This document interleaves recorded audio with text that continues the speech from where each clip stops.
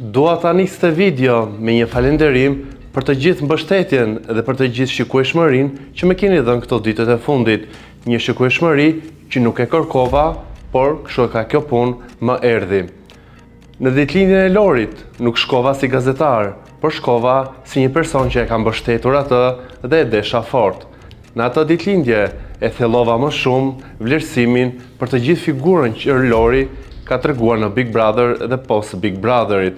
Nuk do të ndaj asnjë detaj nga ajo ditëlindje e cila ishte e bukur, që bëri xhirën e rrjeteve sociale, por që në të njëjtën kohë u abuzuar në mënyrë të frikshme nga rrjetet sociale dhe nga media serioze. E tregova që qëllimi im në atë ditëlindje nuk ishte të bëhesha apo të krijoja lajme. Unë shkova në atë ditëlindje si një ftesë për të kaluar një festë të bukur me Lorin, por edhe me personazhet e tjerë që do të ishin aty.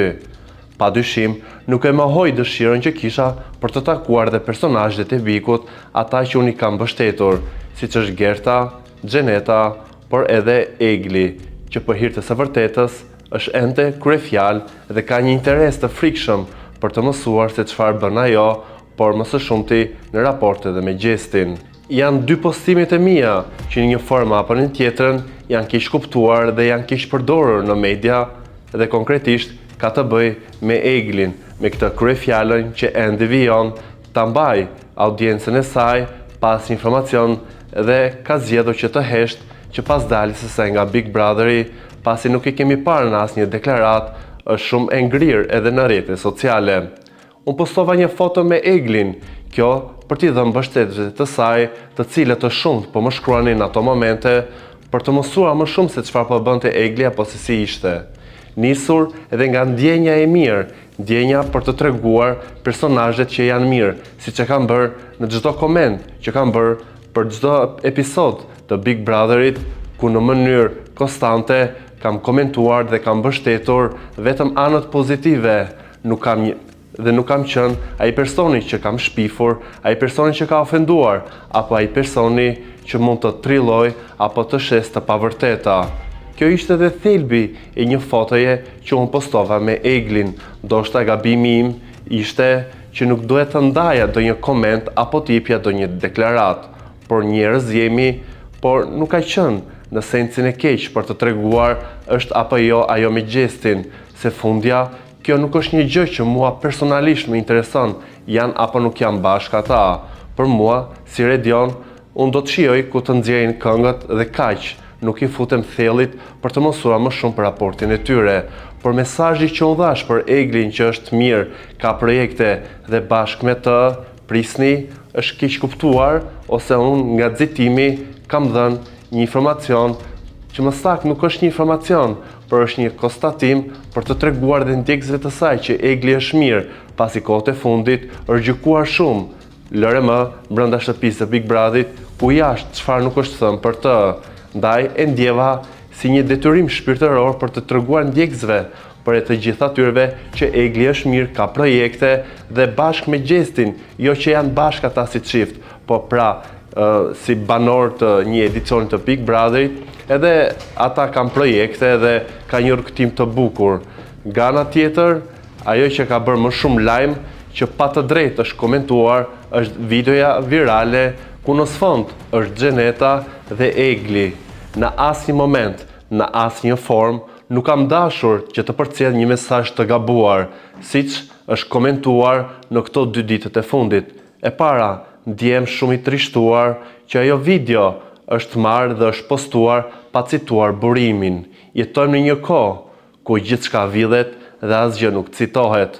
Nuk është problem që ta marrësh videon, por të citosh është një detyrim për të treguar lexuesit tënd se nga vjen ky material, se unë nuk isha një person anonim, unë jam një personazh i cili në këtë rrugtim të Big Brother më keni parë dhe më keni ndjekur.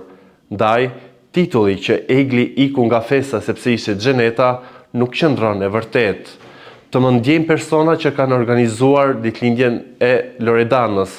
por e ndjej si një lloj detyrimi, qoftë moral, por edhe qoftë profesional, për të thënë që Egli erdhi në atë ditëlindje e shijoi pa aq sa kohë që qëndroi, bëri foto me ata që donin, kërceu, pra kaloj një moment të bukur dhe në asnjë formë apo në asnjë tjetër nuk iku nga askush dhe askush nuk u largua për askënd, por duhet të mësohemi që t'i trajtojmë gjërat më mirë. Por, nga ana tjetër, në një treg si joni kaq i vakët, ku çdo gjë kërkohet dhe shitet, sigurisht edhe një video e tillë do të shiste, pasi për herë të parë Xheneta dhe Egli, këto dy personazhe që lidhen me Gjestin, u pan bashk,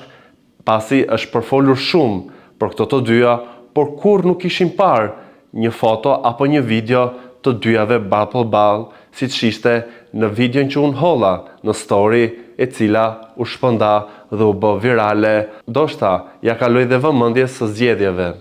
Në atë ditëlindje e cila ishte e bukur e mrekullueshme ku kërcyem dhe u argëtuam pafundësisht, nuk e gjeja me vend që unë të prodhoja lajm, por siç e shpjegova, nga dëshira e mirë për këto personazhe që i kam mbështetur, siç ishte edhe Gerta, me të cilën pata një takim të bukur, por nuk preferova të ndaja detaje,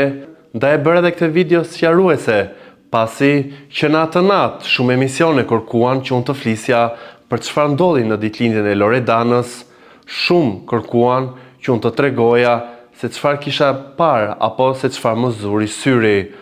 Por jo, nuk preferova që të ndaja apo të bëja, le të themi, si një lloj ushqimi, duke respektuar të gjithë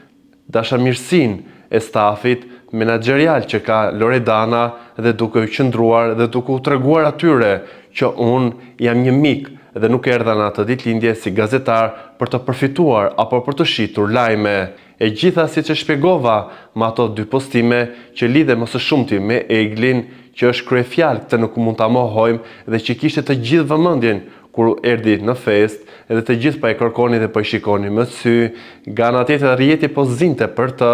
më duhet edhe t'i thoja këto të vërteta që qëndrojnë. Erdhi, u argëtua dhe iku, pasi njerëz jemi, kemi dhe punë dhe nuk do t'ishte e detyruar që të qëndronte deri në fund.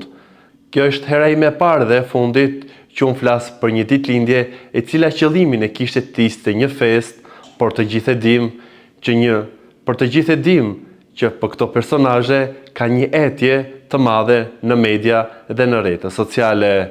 Nëse kam gabuar, i kërkoj ndjes të gjithëve që ndoshta janë prekur nga postimet e mia, por ka qenë postime të zakonshme, siç postuan të gjithë duke ndarë momente, por fati edhe rastësia ndoshta e gjeti që unë të kapja momentin më pikant. Unë nuk jam person që e kam shumë qejf fotografinë apo fotot që të kap çdo moment, por ja qëlloj dhe u bë lajm gjithandej.